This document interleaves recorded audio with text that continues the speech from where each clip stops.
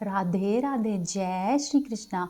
आज मार्गशीर्ष माह के शुक्ल पक्ष की द्वादशी तिथि है। आज ही के दिन मोक्षदा एकादशी व्रत का पारण किया जाएगा।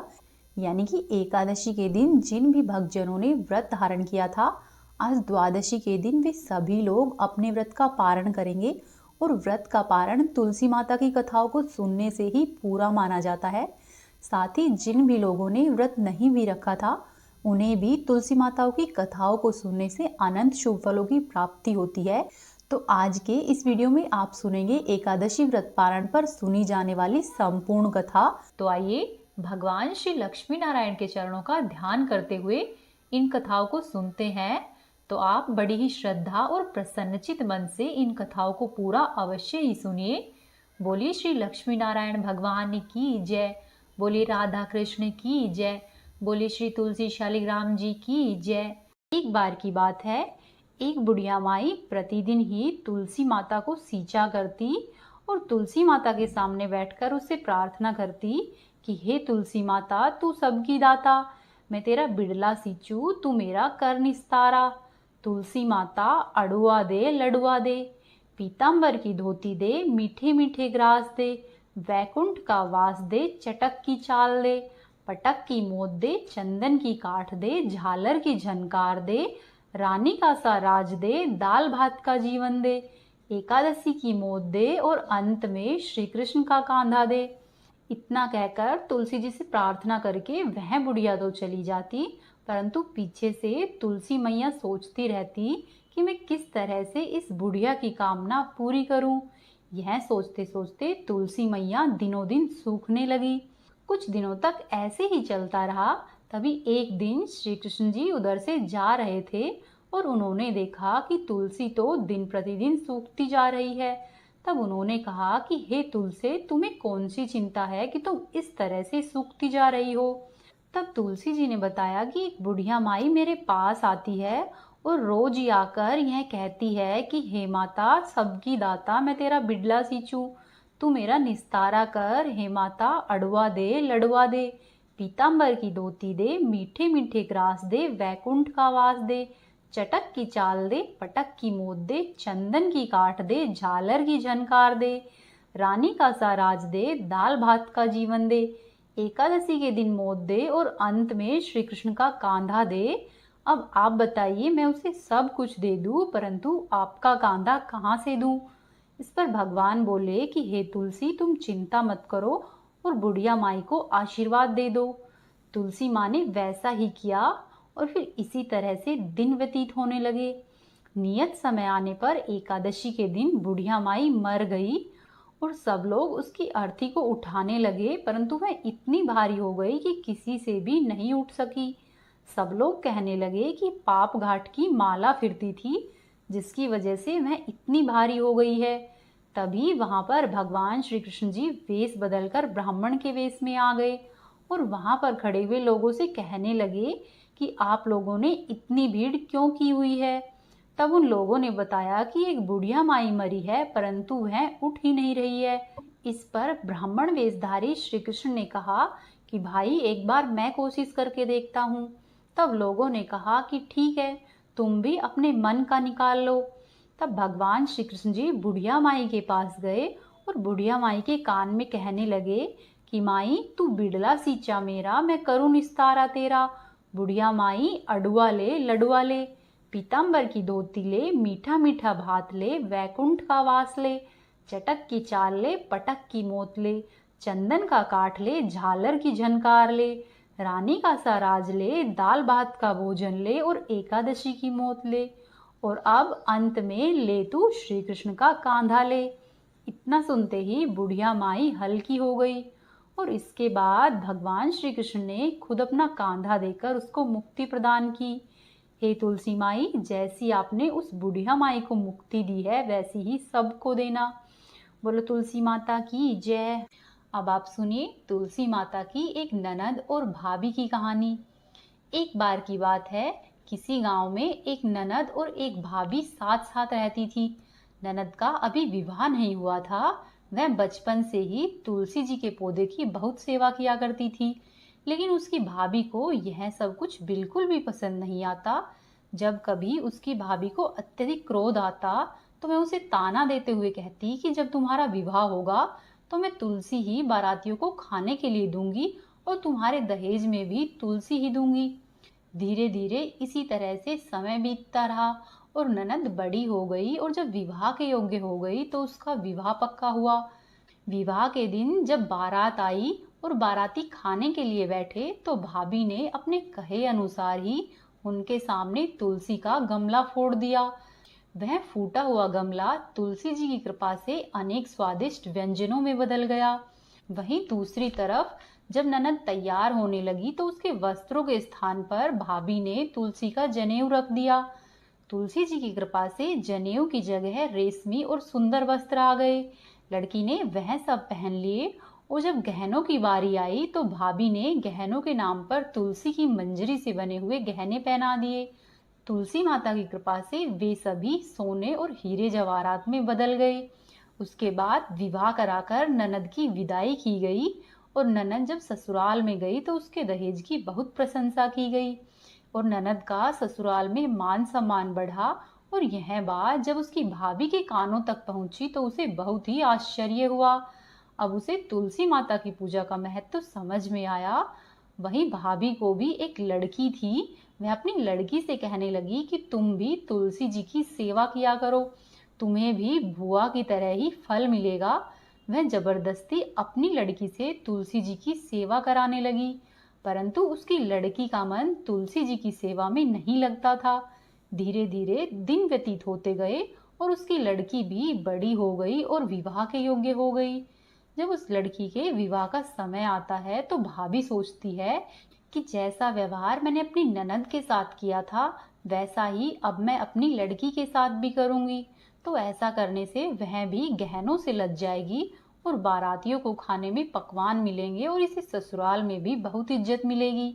ऐसा सोचकर जब बारात आती है और बाराती खाने के लिए बैठते हैं तो वह उनके सामने तुलसी का गमला फोड़ देती है, लेकिन इस बार गमले की मिट्टी मिट्टी ही रहती है।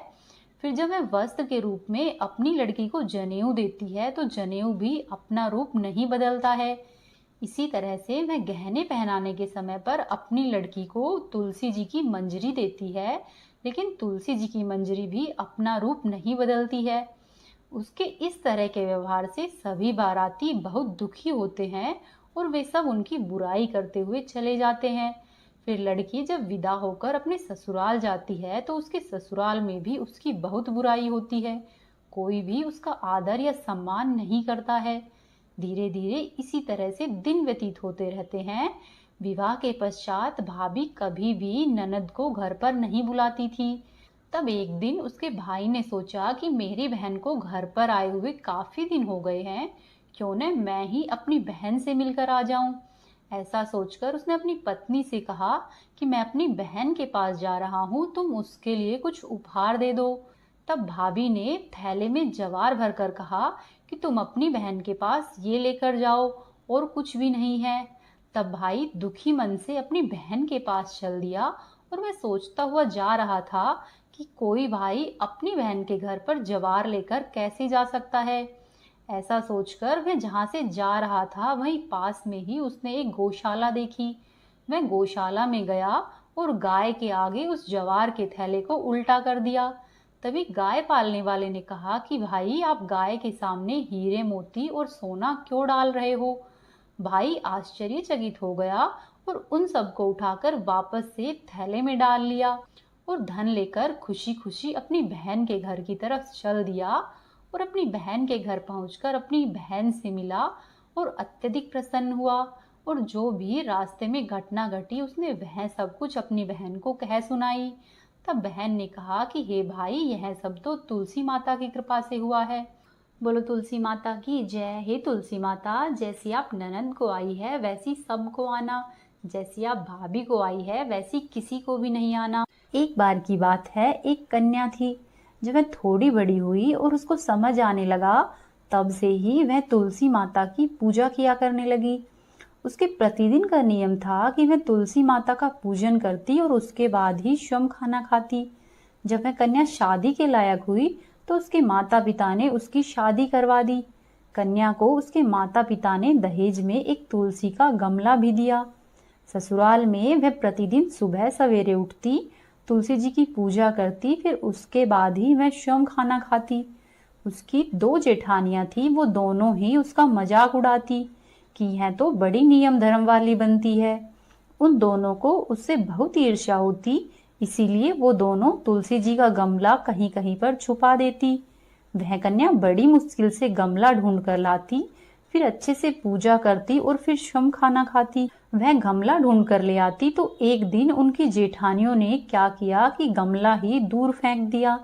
कन्या ने गमला खूब ढूंढा परंतु उसे कहीं नहीं मिला। वह बहुत परेशान हो गई, तो उस दिन उसने स्वयं भी खाना नहीं खाया, जो कि उसका नियम भी था। उस कन्या की सच्ची भक्ति देखकर तुलसी माता उससे बहुत प्रसन्न हुई और उसके कमरे में तुलसी माता का गमला प्रकट हो गया।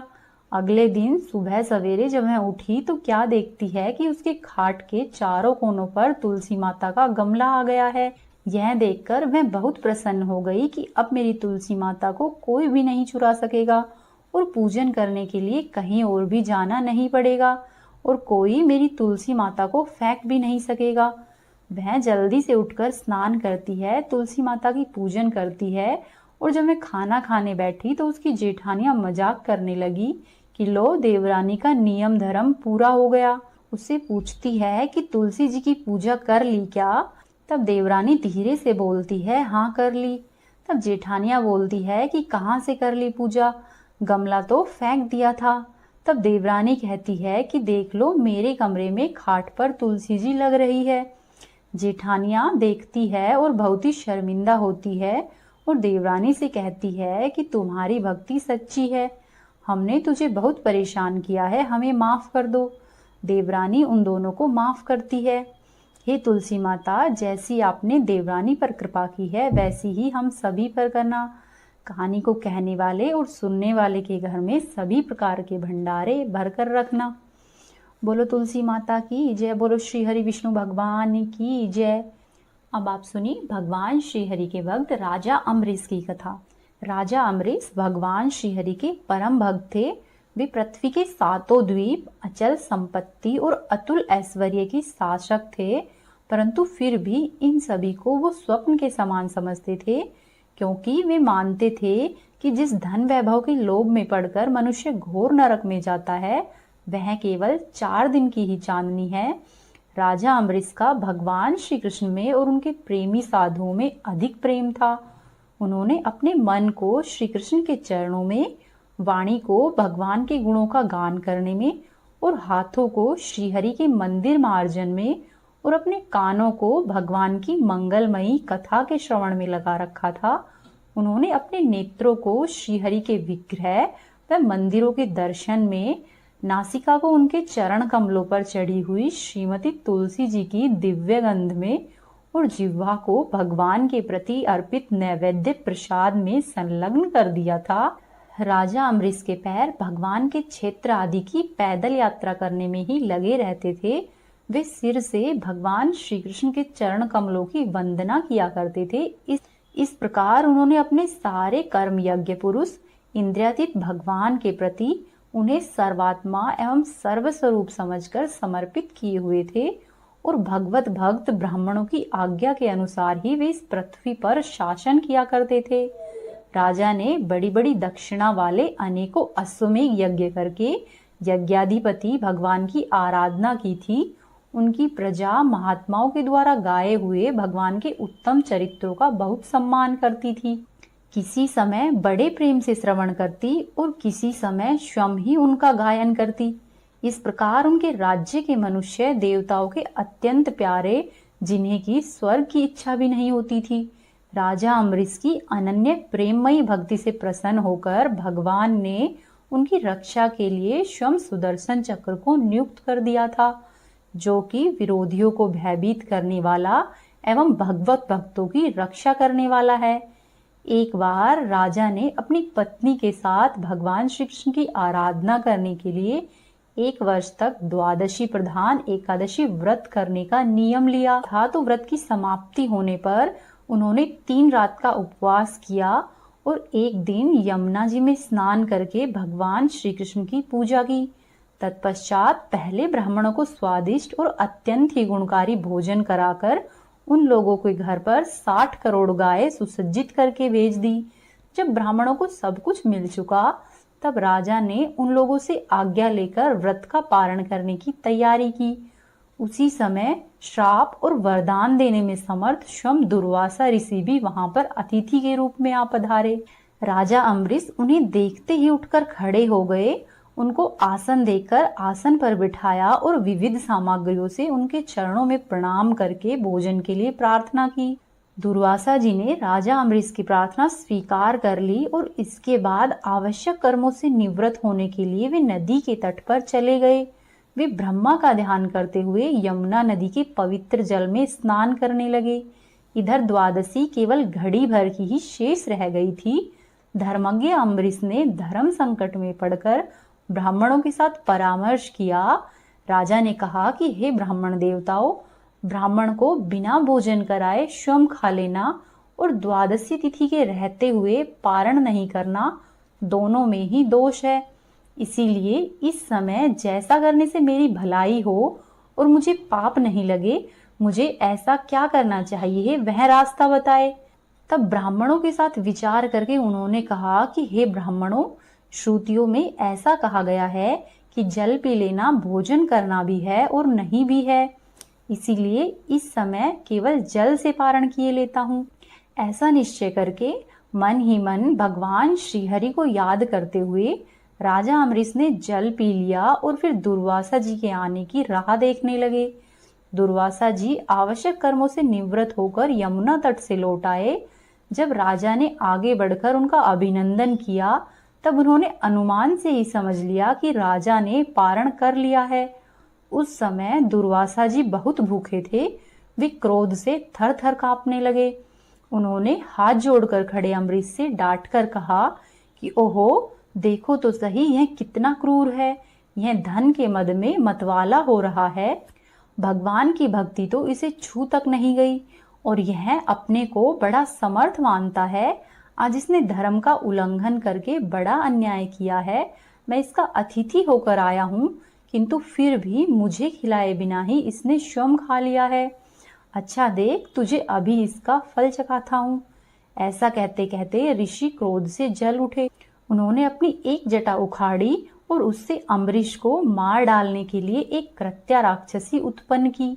वह राक्षसी आग के समान जलती हुई हाथ में तलवार लेकर राजा अम्बरीश पर टूट पड़ी।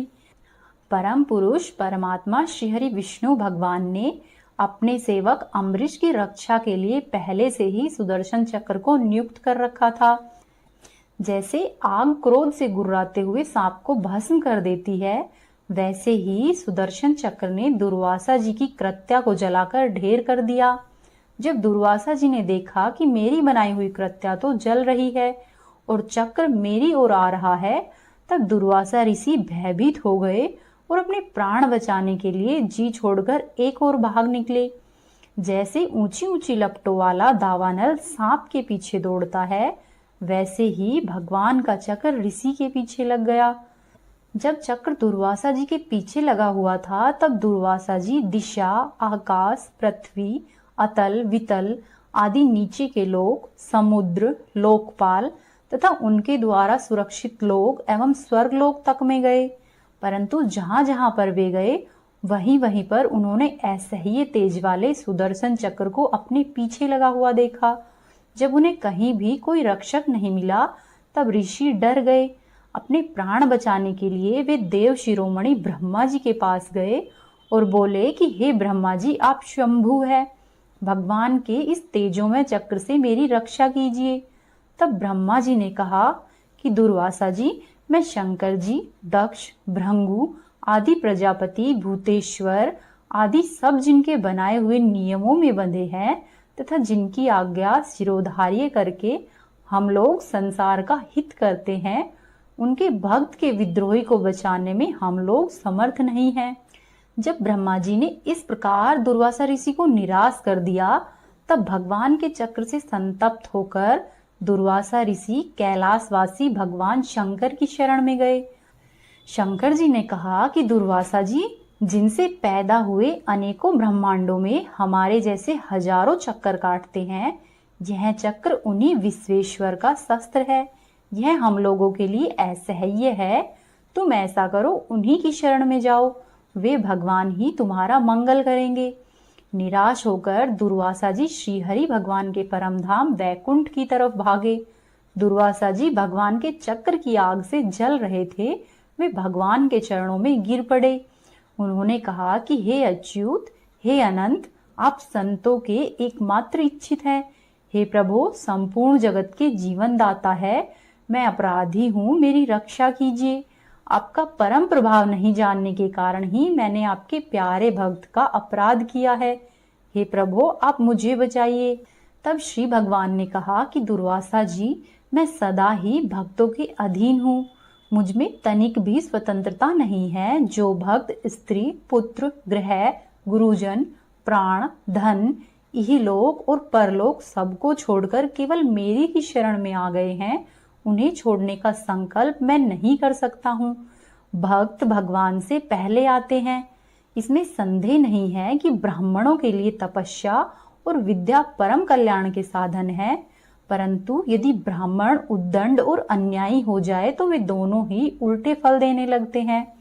दुर्वासा जी सुनिए, मैं आपको एक उपाय बताता हूँ जिसका अनिष्ट करने से आपको इस विपत्ति में आना पड़ा है। आप उन्हीं के पास जाइए, उनसे क्षमा मांगिए, तब जाकर आपको शांति मिलेगी। सुदर्शन चक्र की ज्वाला से जलते हुए दुर्वासा मुनि वापस लौटकर राजा अम्बरीश के पास आए और उन्होंने अत्यंत ही दुखी होकर राजा के पैर पकड़ लिए। दुर्वासा जी की यह चेष्टा देखकर और उनके चरण पकड़ने से लज्जित होकर राजा अम्बरीश भगवान श्रीहरि के चक्र सुदर्शन की स्तुति करने लगे। राजा अम्बरीश ने कहा कि हे प्रभु सुदर्शन, आप अग्नि स्वरूप है। हे भगवान के प्यारे हजार दांत वाले चक्रदेव, मैं आपको नमस्कार करता हूँ। समस्त अस्त्र शस्त्रों को नष्ट कर देने वाले एवं पृथ्वी के रक्षक, आप इन ब्राह्मण की रक्षा कीजिए। आप कृपया करके हमारे कुल के भाग्योदय के लिए दुर्वासा जी का कल्याण कीजिए। हमारे ऊपर यह आपका महान अनुग्रह होगा। यदि मैंने कुछ भी दान किया हो, यज्ञ किया हो अथवा अपने धर्म का पालन किया हो, यदि हमारे वंश के लोग ब्राह्मणों को ही अपना आराध्य देव समझते रहे हो, तो दुर्वासा जी की जलन मिट जाए। भगवान समस्त गुणों के एकमात्र आश्रय स्थल है। यदि मैंने समस्त प्राणियों की आत्मा के रूप में उन्हें देखा हो और वे मुझ पर प्रसन्न हो, तो दुर्वासा जी के हृदय की सारी जलन मिट जाए। जब राजा अम्बरीश ने दुर्वासा जी को सब ओर से जलाने वाले भगवान के सुदर्शन चक्र की इस प्रकार स्तुति की, तब उनकी प्रार्थना से सुदर्शन चक्र शांत हो गया। जब दुर्वासा जी चक्र की आग से मुक्त हो गए और उनका चित्त स्वस्थ हो गया, तब वे राजा अम्बरीश को अनेक प्रकार के उत्तम आशीर्वाद देते हुए उनकी प्रशंसा करने लगे। दुर्वासा जी ने कहा कि धन्य है, आज मैंने भगवान के प्रेमी भक्तों का महत्व देखा है। हे राजन, मैंने आपका अपराध किया है, फिर भी आप मेरे लिए मंगल कामना ही कर रहे हैं। महाराज अम्बरीश, आपका हृदय करुणा भाव से परिपूर्ण है। आपने मेरे ऊपर महान अनुग्रह किया। ओहो, आपने मेरे अपराध भुलाकर मेरी रक्षा की है। जब दुर्वासा जी चक्र से जीवन रक्षा के लिए भाग रहे थे, तब से राजा अम्बरीश ने भोजन नहीं किया था। वे दुर्वासा जी के लौटने की राह देख रहे थे।